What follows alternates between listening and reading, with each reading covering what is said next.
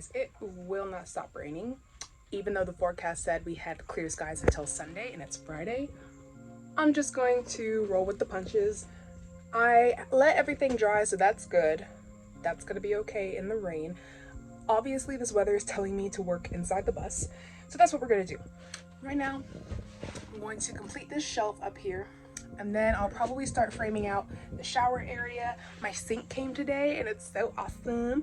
And I got some new marker lights for the outside of the bus where it was a busted light. Got some stuff from Amazon, really excited about it. Okay, I have not been recording, I'm sorry. I want to show you the progress of this shelf up here. So you already saw me do all the previous insulation, measurements for this and cutouts for this. Last time I got very frustrated and could not get the screw into the pocket hole. This time I kind of did a pre-drill and had the screw go through first, then took it out, then put it back in, found the perfect angle, and I was able to get it screwed into the top up here. So now this is very secure and I'm okay to build around this. As for this back piece of wall right here, I definitely measured from the top to the bottom, which was 5 inches, and then from the side is going to be 3 inches. Now I literally just guesstimated where the cut would be for the curve, and I did a pretty darn good job. I don't think I'm going to get any closer than that if I, obviously if I scribed it and did all this other extra stuff, but for me just winging it, I think that's gorgeous. So I'm going to leave it as is, and I'm going to work on the back part of the wall here. Measuring from here over to this part right here where the end is of this wall, I guess, would be 33 inches. I'm gonna have another stud piece of 2x2 right here that's gonna be the framing. I'm not gonna put that in just yet because I want to slide my back wall in first and get all that situated. So that'll be the last piece to this whole puzzle. Okay, it is 33 by 6.5. So I'm gonna go ahead and measure out my little piece of board here. This is just that small piece of ply that I'm going to use for the walls, just some scrap wood I have. Let's see if this is long enough. I need 33 inches. Ooh, what about up here? That won't be thick enough. It's exactly 33 inches this way. Then I need, oops, I'm getting stuck. Then I need 6.5 this way.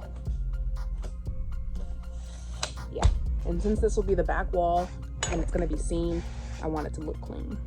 All right, we're at the saw table.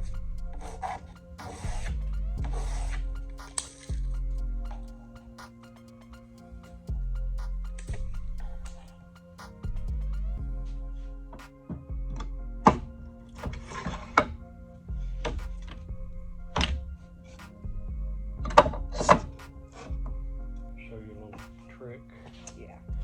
If you got one edge you know is straight.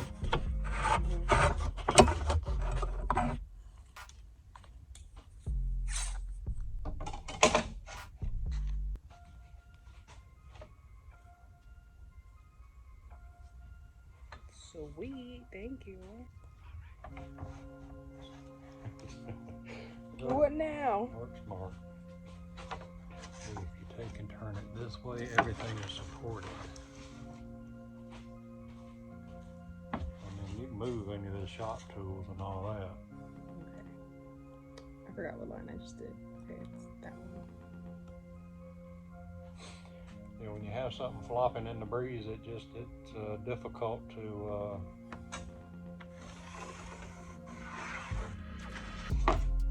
yeah, get it straight. Okay. I said, yeah.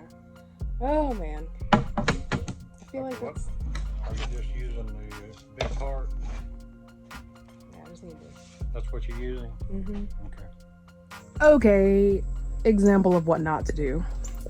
Since this is such a small cabinet, it's not allowing me to just make a straight back wall, which was my original plan. So this piece can barely fit in here, let alone allow me to have a shelf. So I think my plan is to cut a piece for this bottom part up until about like right here on this line, then cut another piece from there up at this angle, and see what we can do with that, because yeah, the other way is not working.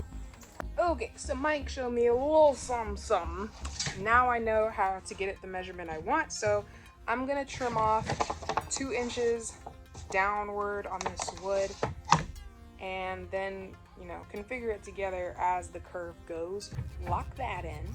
Now I have exactly 2 inches between the blade and this piece of whatever.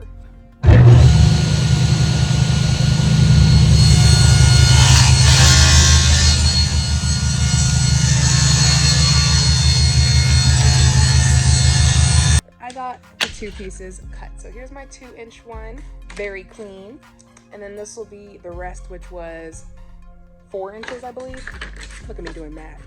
Okay. I feel very confident about this. I really hope I did it right. Let's go check.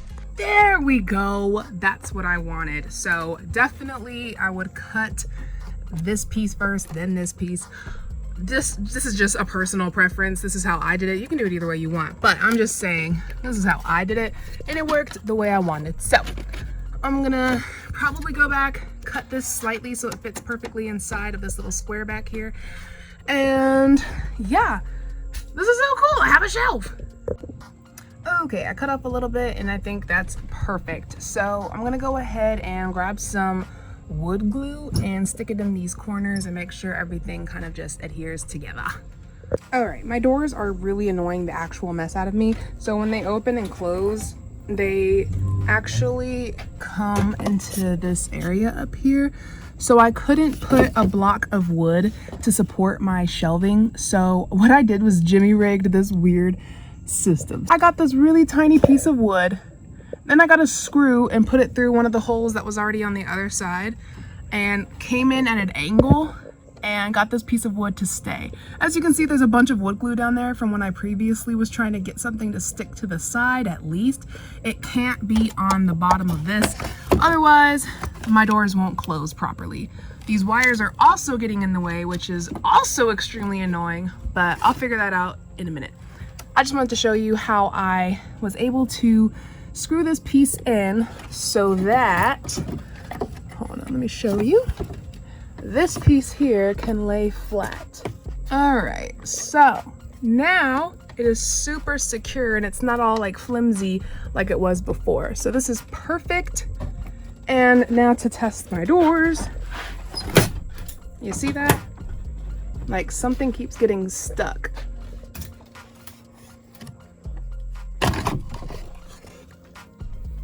And it's these freaking wires, bro. Okay, now that that fiasco is over, I'm gonna go ahead and get this piece screwed in. I just have it right here. And another reason why I had to kind of jimmy rig it to have this be more flat, not only to get a supportive shelf, but so it could support this piece as well, because it needs to be right on the corner for me to hit it a little bit with my hand. And really get it into place here. All right, so that looks good. It looks like it's gonna be screwing into this thicker piece of metal here. I don't know how great that's gonna be. It's not going into a rivet, no. Okay, it's not going into a rivet, so I think I'll be all right. Now, I made these pocket holes in a previous video. Now I'm going to go ahead and screw in. Like I said before, I already pre-drilled the screw through and then took it out. Now I'm going to put it back in.